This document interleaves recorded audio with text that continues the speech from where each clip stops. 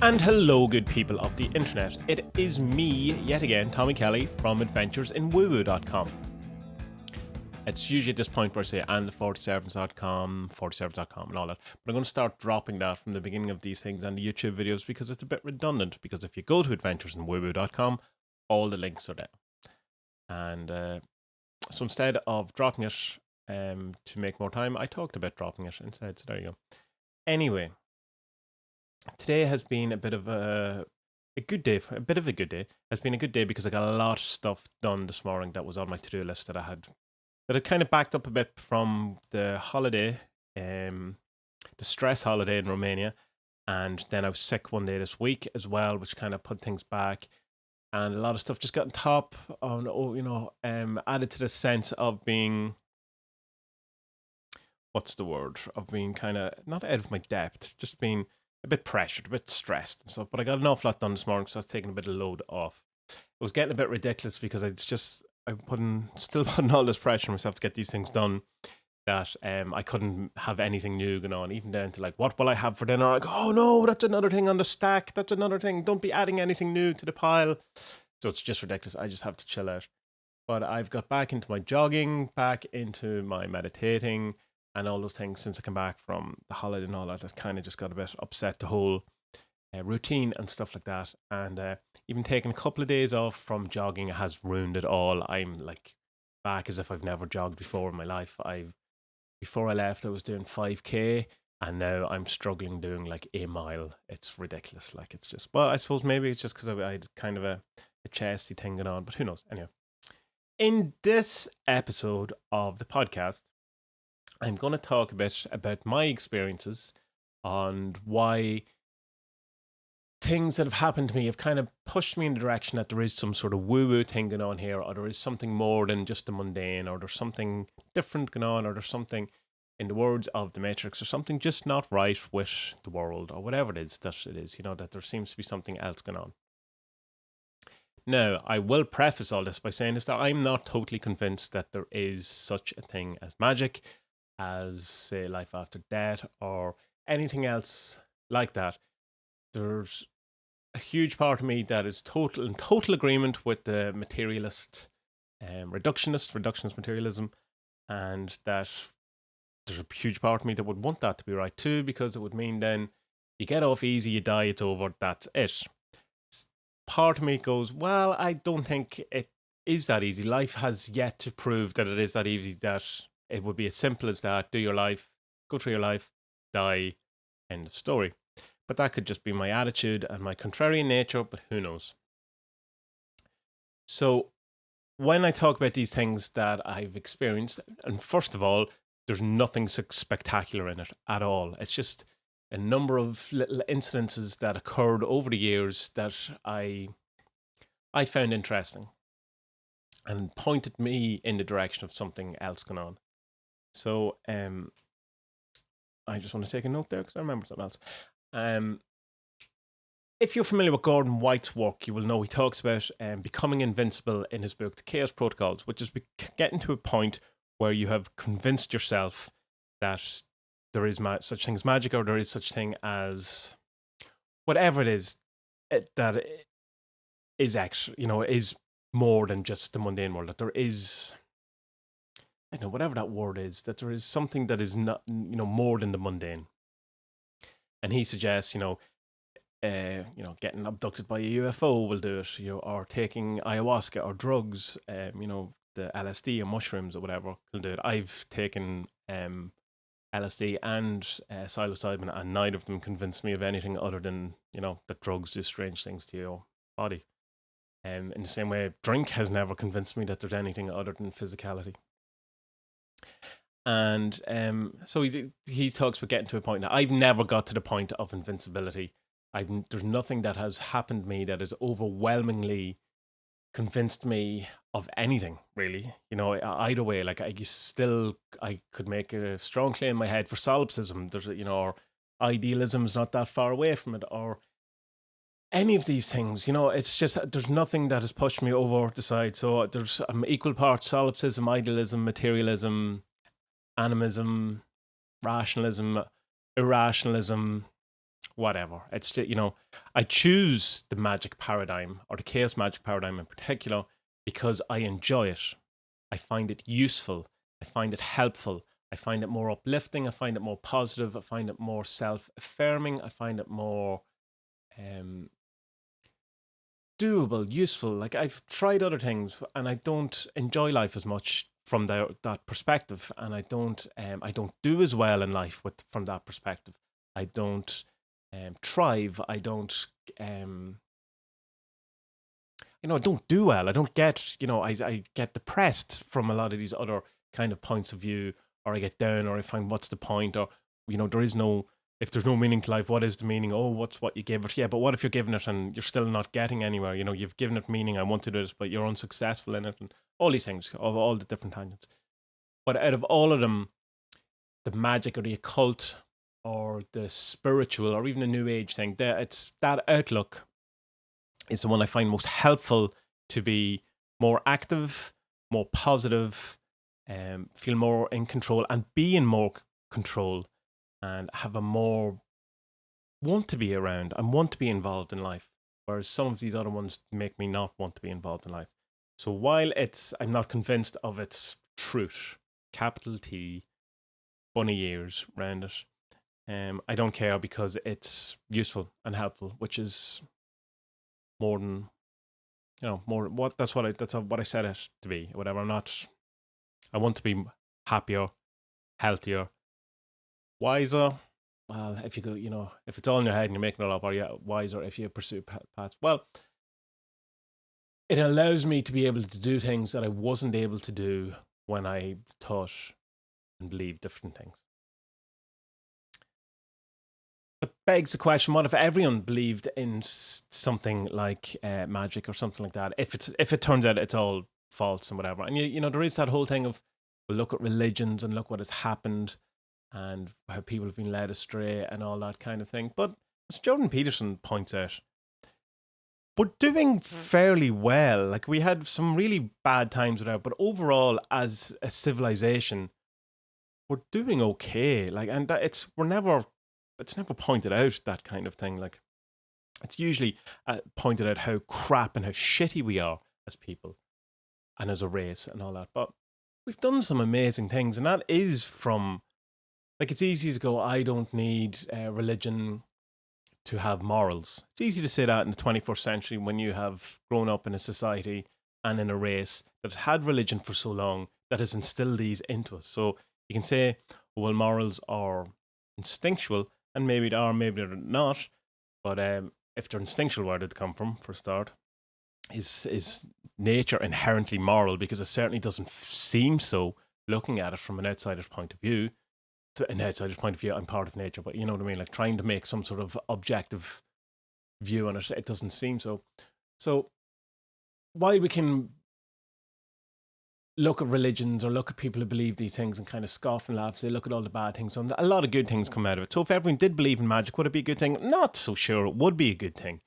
But not everyone is going to believe that. So I can feel safe in me believing it, and that I'm not going to ruin the world in my little part of the world, my little sphere of influence, that me believing in magic and acting as if it is true and getting results that way, whether or not it is true, who cares? It's the results, in my opinion, that matter. It's my overall happiness that matters. If other people do it and go crazy and do stupid things, well, stupid from my perspective, that's what happens, and that's the way it is. So rambling a bit. So let's get into this, and I'll talk a bit about the a couple of instances. I'm sure I'm forgetting some, but about the things that not convinced me, but things that have made me wonder or get excited about the possibility that there's more to this life than what it seems.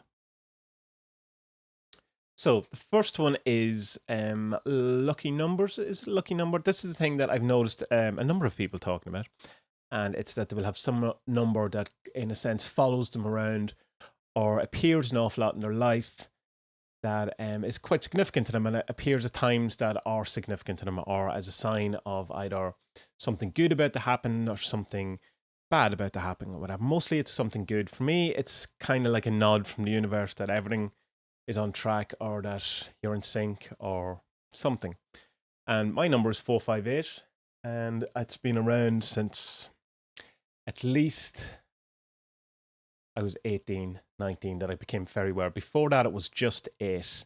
And it would have been a number I used when I was a kid. It would have been my, lucky number. And it was thing that if, there was ever, backing a horse or putting money in a horse, not putting money in a horse, I was like young or whatever, but like if my parents were doing it and asked me what horse, number 8. And it would invariably win. Or if I was watching something on telly and I go, oh, number 8 will win or whatever like that. So start off with my lucky number. And then for some reason it changed to 458 when I was about 18, and I started seeing it all the time. So I see it on things like receipts on car number plates. It would be like the time, well, like 458, I'd see it a lot. It would just appear like it's in TV shows, in anything. And I said it to my wife when we first met, and she kind of went, yeah, right. And then I started pointing it out to her, and it's like it happens very often or whatever, so much that, you just get so used to it. Now, being a good chaos magician, I tested this at one point, long before I even knew what a chaos magician was, but when I was going to college in my mid-20s and I was studying holistic health studies, I used to have to walk up and, home and back, whatever. And it was about 2 miles, maybe, something like that. So I'd pass a lot of traffic every day, and, I'd go, oh, I'd see 458 or whatever and different things. So for 2 weeks, I decided I would pick a different number and I would count it, how many times I'd seen it, and how many times I'd seen the other number. And just to test, because to try to see if it was just cognitive bias or whatever, that I was looking for this number, therefore seeing it. And it turned out I was seeing 458, or it was appearing like 20 times more than this other number I picked. I think the other number I picked was 123. And it just wasn't appearing. It 3, 4, 5 times, and the other one was like 20, 25 times, something like that. I can't remember the exact figures because it's like 10, 15 years ago at this stage, but I did test it at one point.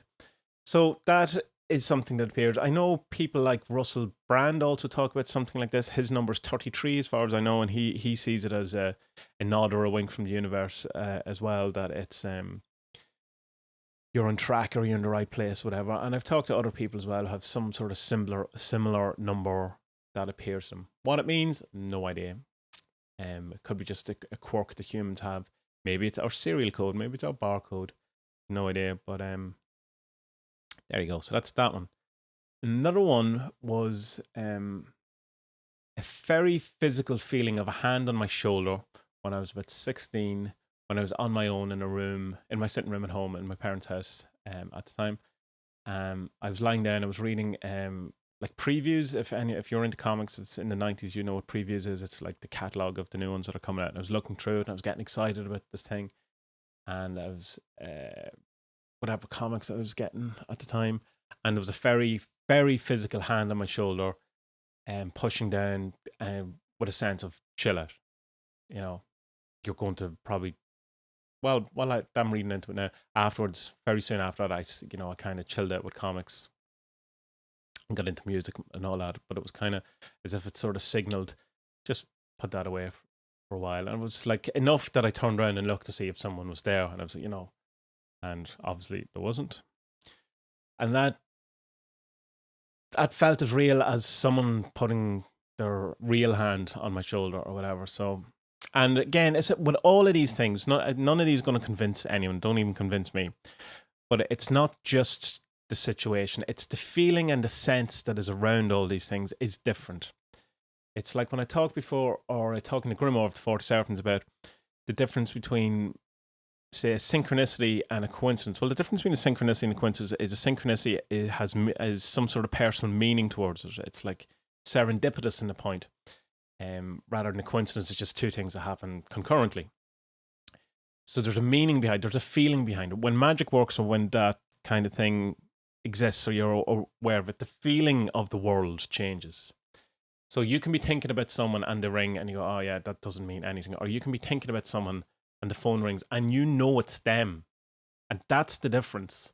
So in these cases, like a hand on my shoulder, yeah, it could be muscle spasm, totally could be. and you could probably get the feeling of a hand on your shoulder from a muscle spasm. But it's the feeling that surrounds it.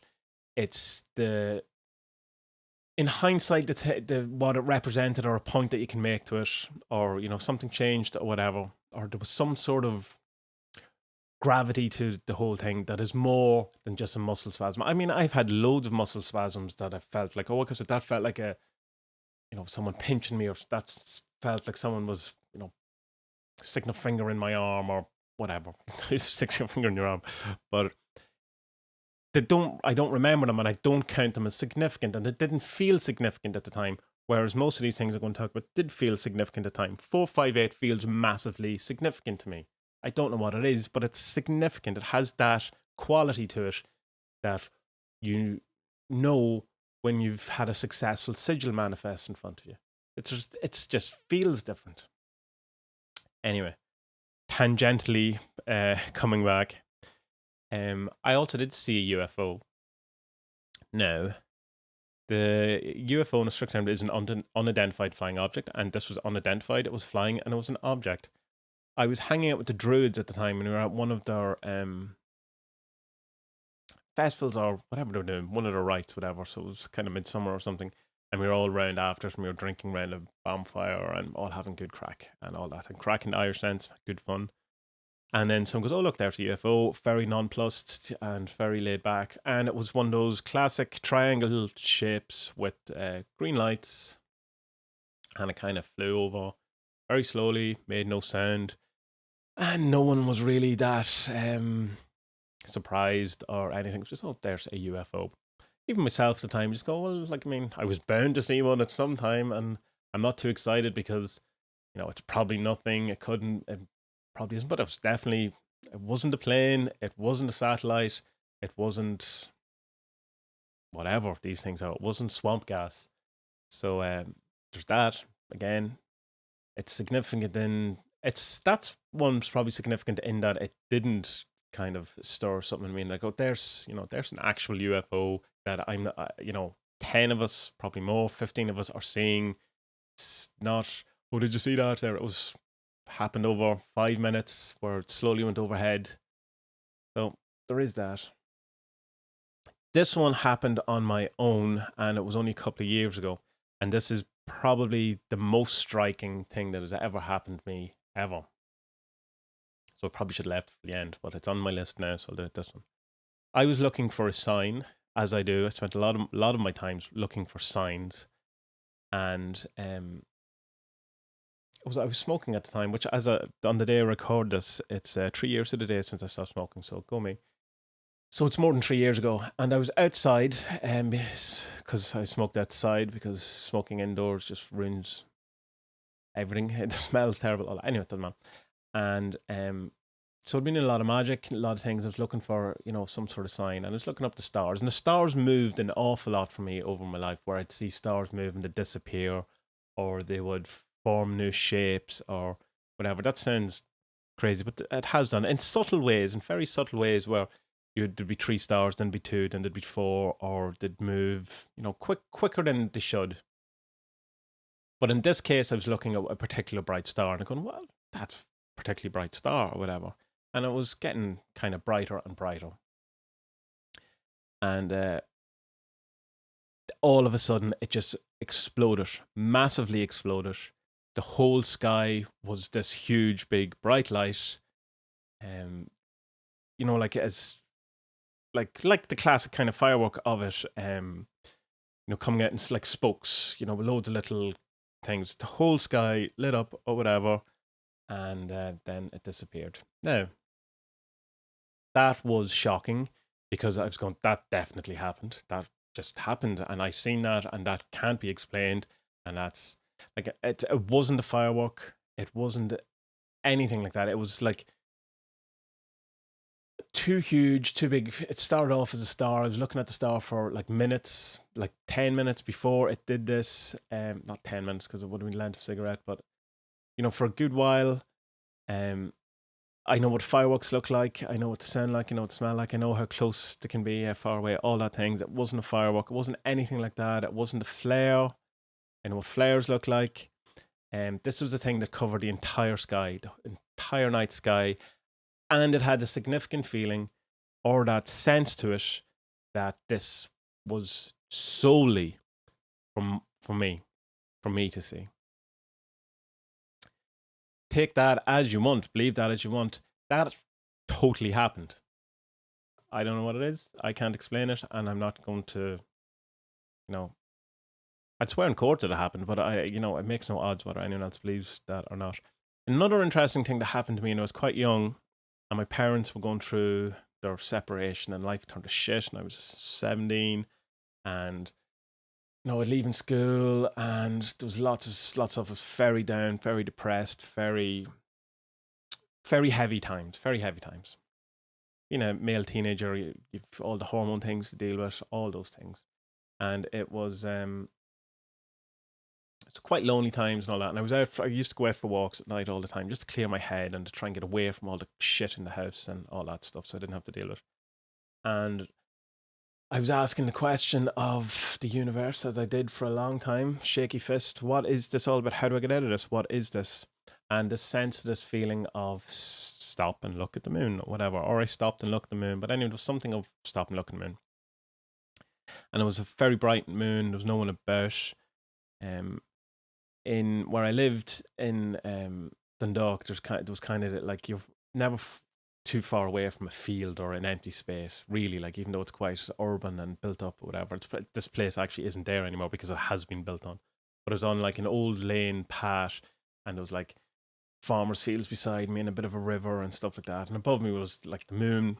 In my head, it's full. Not sure if it was fully full, but then clouds were passing over quickly and very distinctly made the pattern of an E, an equals, and a 6 and an X. So E equals 6X. And 6X for me translated into success. So E equals success. So what was the E? Was that taking MDMA? I don't think it was. The thing that it related to me is that, the Einstein theory of E equals mc squared, which E is energy. So energy equals success.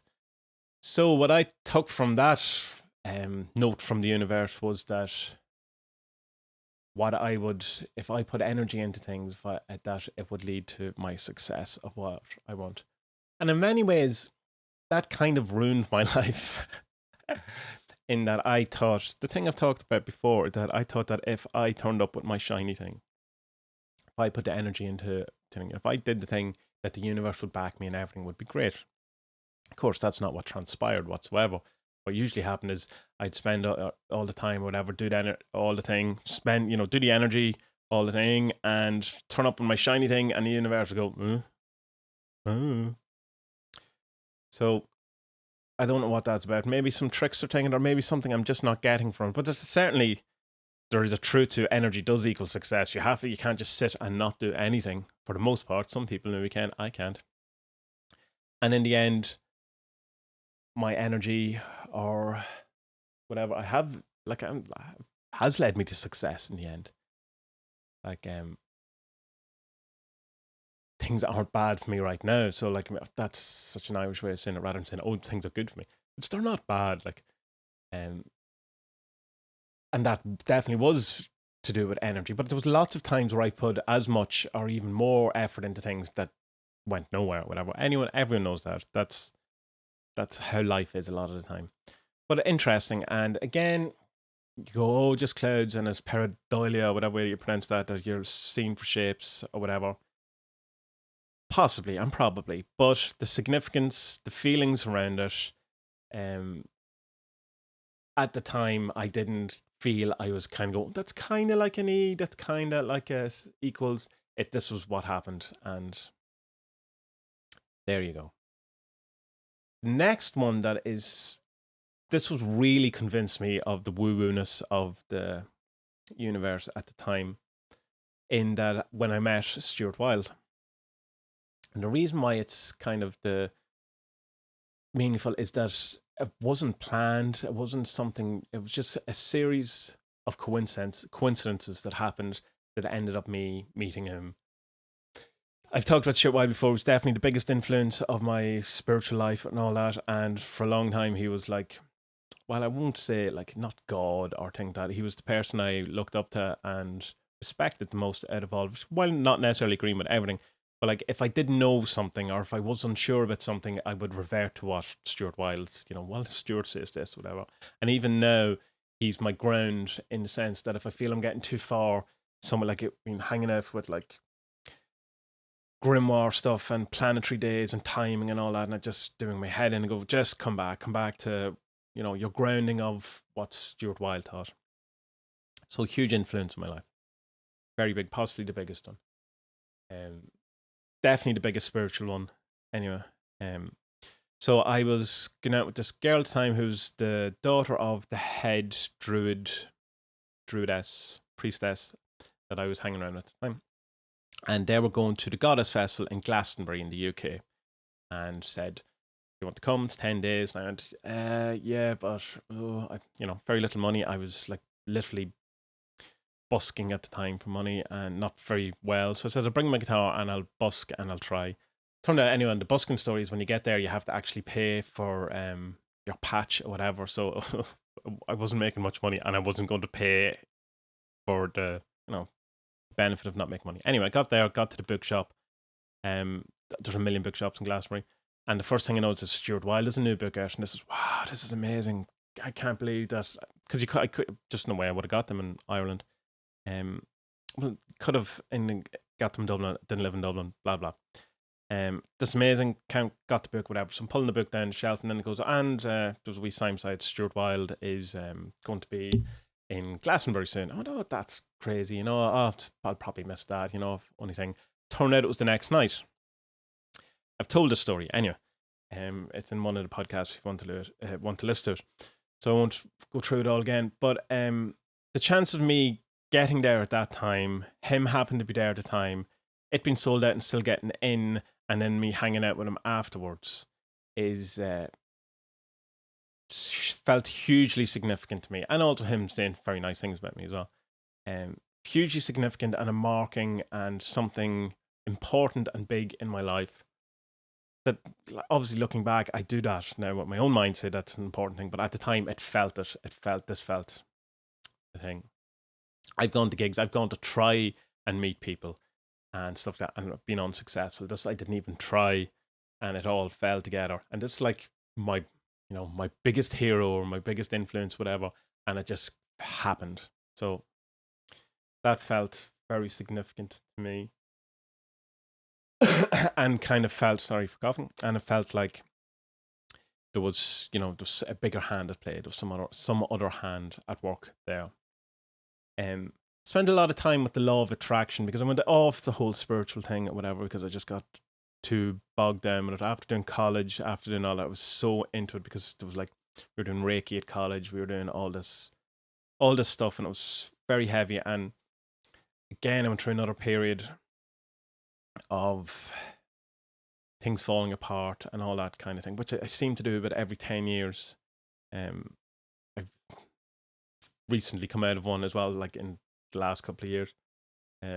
So this would have been around my Saturn return thing as well. So there's all that influence going in if you give any weight to that. So for a couple of years then I went off the whole, all of it, didn't want to know anything about it, couldn't care less. I wanted to just live in the mundane world, and I felt very let down by the whole thing and all that, defeated by it, all that thing. And then I seen The Secret, and this brought up the law of attraction. And the law of attraction I've been aware of since forever because of Stuart Wilde's book Miracles, which is basically the law of attraction, which of course isn't the first book on the law of attraction. It goes back a long, long while. Not as far back as The Secret would have you believe, but quite far back. Check out Mitch Horowitz's stuff if you want to know more about that. And so The Secret kind of grabbed me, and it goes, right, let's get into this. Let's try this again. Let's see what it is. And I got very good at law of attraction stuff, like really good. Again, I was looking for this test thing of going, let's see if I can get this to work. Show me a sign, get me a sign. Does this law of attraction work? And I went on to the computer, like within 24 hours, went on to the computer, went to a website, and a website I'd gone to numerous times. It wasn't just a random website. It was actually the DivX website, if anyone remembers that. And it just went to the screen, and the screen went blank, and it came up, "It works!" Now, that's probably some sort of install thing, or like some, maybe some form, not WordPress, but something like that the website was using or whatever. Just to say it was a success, and I happened to see it by as they were uploading something or whatever. Maybe that's me trying to rationalize it and unmagic it. But that felt significant. That had that feeling of the magic thing. And I asked for Stein, does this work? And I got a very direct, it works, exclamation mark. Can't take what we want from this, but that happened. So the law of attraction worked really well for me over in many different times, and really didn't work then. It's like it's that thing that when you start in these things, you get great successes in magic at the beginning, and then it sort of levels off, and then it takes you a while to build it back up again. So I got a great year out of the law of attraction, got loads of everything I ever wanted, all that kind of stuff, and then it kind of tailed off, and things got worse, and I didn't have a grip on it. And I have a feeling, and I will do a podcast about this, that an awful lot of that is to do with stress and not letting things happen, or resistance. That I've talked about this before. That's the resistance of life, the resisting things, and I think that kind of fucks up the whole thing and allows it or stops it from happening. But I'll talk about that again. I think that was the reason why that happened at the time, why it went from working really well to not working. So the law of attraction for me, as uncool as it is probably the most successful magic thing that I've been involved in, more than sigils. Sigils work for me 5 or 6 times out of 10 at most. Law of attraction is, when I got into the groove, it was working higher than that, like 8, 9 out of 10 times the things. And even with sigils, just on a small tangent here, even at any of that thing, I'm really good at getting things I don't care about. Like significant things in that it's more than chance, or like that's unlikely things. If as soon as I care about it, I want it, a lot harder to get. There's that old saying, if you can't have anything you want, because the wanting of it is the thing that you're restriction, because what you get is the want of it rather than the actual thing. So there's definitely, I think, a lesson in that. So same with sigils, same with law of attraction. Slightly higher in law of attraction sigils, but I could definitely get 10 sigils to work if I don't care about any of the things, like the finding, hearing a new song that I like, getting people to say things, getting something free, getting a free gift, stuff that I don't really care about. I could get 10 of them things, no problem. But if it was like something that I actually wanted, like say a job that I particularly wanted, doesn't, I wouldn't get 10 of them. I get 5 out of them. But still, it's still a good thing. Like if you bet on 10 horses and 5 or 6 of them won, you're still doing well. But it's just less so. Anyway, I think law of attraction might also be because you tend to be in a more positive mind frame for it. The negative side of that is that you beat yourself up when you feel bad or feel negative or have a bad day and all that, which that sucks as well. So that's a horrible thing about it. So the other kind of last thing, I see this is going a bit long, so I'm gonna skip a few of these things. I'll come back to them if because I just know I'm missing big ones because my brain's not working. The general ability to read people's minds at times is led me to believe that there's something other than the mundane reality and the separation between people, because it's happened too significant. Not significant is the word of this episode. It's happened too often for it to just be not something where I'll sing a song that people have in their heads, or I'll just know what they're going to say, or say what they're going to say, or can just tell. An interesting one, I've talked about my friend Dave before, and he, when we were living together, when we were about 20, he was probably 21, and he, one day, we were sitting in the sitting room, and it was like this intense feeling coming from him. And I just felt this urge. I felt under pressure. I felt like a kind of an oppression thing to ask him this question or whatever. And then he just started laughing, go, yes. I was going, what? Because I was trying to get forcing you to ask me that question. that was interesting because definitely there was a physical feeling to that, and it was something he was trying to do. Again, I've talked before trying to put people's words into, get people to say things. When we were at college, we used to try and get the lecturers to say stupid things, pick a word and try and get it, and not really successful in that. But it's more that thing when you're not trying. It's the effort involved seems to be a blocking in it as well. It's that wanting it to happen seems to, restrict its abilities, if you want, or its effectiveness. So it's when these things happen and you're not consciously trying for it is when they seem to be more effective, which would probably mean things like ESP don't really work particularly well in scientific tests or in clinical areas, whatever, because it's that forcing. Maybe that could just be an excuse why they don't work, but they do work. There's ESP is more than the results of ESP are more than chance, not massively more than chance, but it's statistically more than chance. So it's it's significant in that, even though it's like chance being 50, ESP is probably 52, 53 or something, but that's big in statistics. I don't know.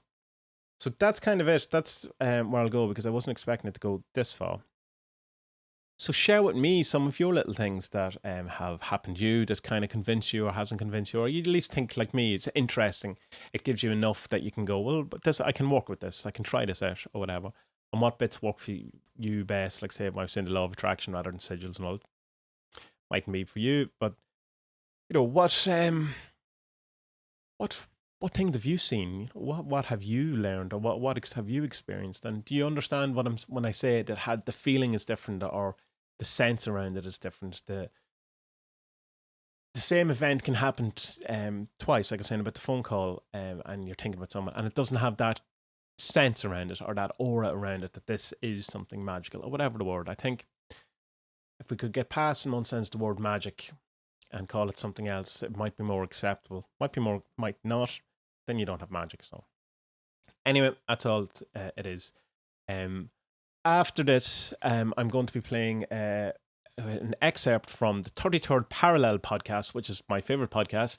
You should check it out. It's it's a Chaos Magic podcast, and it's on SoundCloud, and I will leave the links below this, and you can check them out, and it's great, and you really should, because it's top class, and has this really kind of conversation type feel to it or whatever, and it's like kind of as if you're a spy or a fly in the wall of these conversations or whatever, or you're listening to old recordings of people talking, whatever. It's really good, and I hope you enjoy it. In the meantime, in between times, you can go to adventuresinwoowoo.com and see all of those things that I do. You can go to the 47s if that's what you'd like to know more about the 47s. If this is your first podcast you're listening to me, then the 47s is my Oracle magic deck, where you can use the deck for Oracle, for divinations, but you can also use it for magic. This is a complete magic system. You can find that at the47s or 47s.com. Two separate ones. It's not Def47s or 47s.com as one huge URL. No, just Def47s.com, 47s.com. Also on Facebook. I'm on Twitters. There's a Facebook group for 47s. There's an Adventures in Woo Woo Facebook page. There's all that stuff. You can find it all from adventuresinwoowoo.com. And I will see you all next week. I hope you have a wonderful weekend and a wonderful life, and everything is rosy. And may the woo-woo be very strong in your life. Talk to you all soon. Remember that movie? What was that? The Devil's Advocate? I never saw it. Pacino and Pacino played the devil. Yeah, I remember Pacino played the devil. Yeah, one line. Vanity, my favorite sin. Fucking wrote it. That line. Probably waiting the whole time to say that. Feel my charisma seeping out. Okay. It's weird, man. I'm sure there's plenty more where that came from. I've been saying it for years. David Icke. Are we about to accuse someone else of being a CIA operative? That's what David Icke is. Is he a whistleblower? I'm not a whistleblower, I mean... He's a compassionate anti-Semite. Yeah. 33rd Parallel with your hosts, Ben and Jose. It's almost 33rd Parallel. Third Parallel.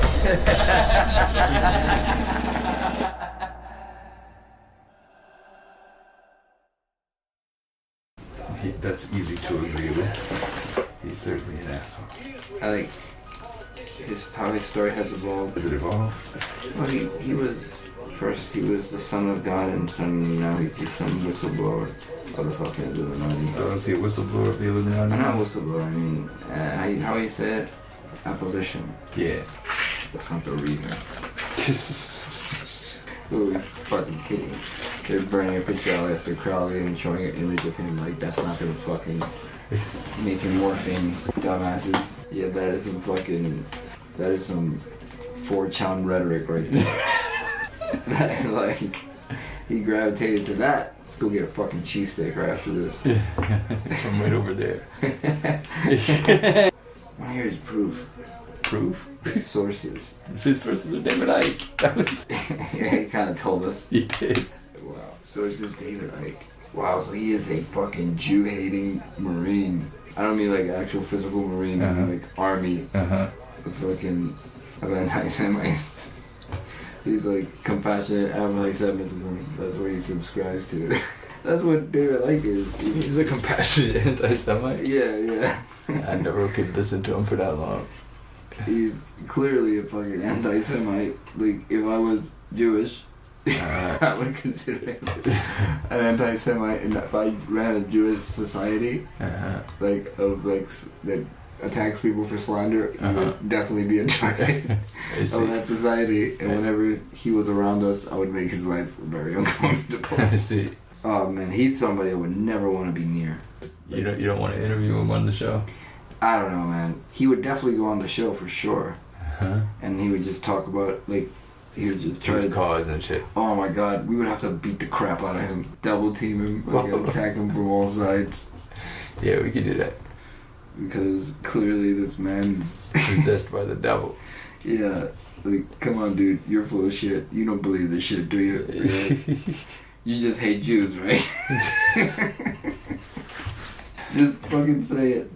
Wow. Say it. Fucking confront him about this. It's anti-Semitism. It needs to be like an intervention. David, we're all here for your own good. Yeah, bro. You need to learn some things about yourself real quick. You really hate Jews, man. You gotta stop that. You gotta stop hating Jews. Like, you know, you, Mel Gibson, kind of the same thing, man. You, Mel Gibson, kind of the same thing. I'm sure you've said a couple of things in your life that sounded a lot like racism. You know, like, he even said it once. It's not the color of your skin. It's the economics. Like, no, you fucking asshole. The economics of your skin. There aren't, like, you know, a lot of black people had the same opportunity as a white middle class asshole. Yeah. It clearly was. Like, you don't know your privilege. It's pretty fucking privileged. Because I know a bunch of black people who say the same thing as you, and they don't have nearly as big a platform. Right. I got some brothers that agree with you, and I know some fucking outright fucking bastards who would agree with you too, which tells me that your platform is universal in a bad way. It somehow needs to be stopped. I propose that the Illuminati pay you a large sum of money immediately. I feel like they might pay him a large sum of money though. Are we about to accuse someone else of being a CIA operative? At least an Illuminati operative. And I realize that's not such an easy distinction to make when you look at it. Yeah, I thought they were the same thing. I feel like the CIA might be an enforcement branch of the Illuminati. I think an enforcement sounds more accurate, but they're like the fucking Green Berets or something. They're the ones they send in there. Yeah. First one in, first one out. Yeah. Yeah. Everybody else first one out to clean up. Yeah, finds to kill. Yeah. Leads them on a different place. Alright, this was some Arabs. Alright, let's drop that Arab kid's passport over here. Yeah. The one that survived the fire. Put it right here. Oh my god. From the 33rd Avenue with your hosts, Ben and Hope. It's all third.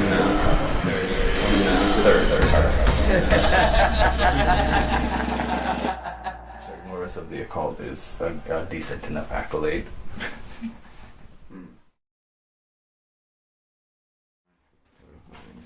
I don't think it's fair to these people. I think we give them a fair shake. I think we unnecessarily slander them. Yeah, I agree. So let's get on with the necessary slander, like our kingdom. Just say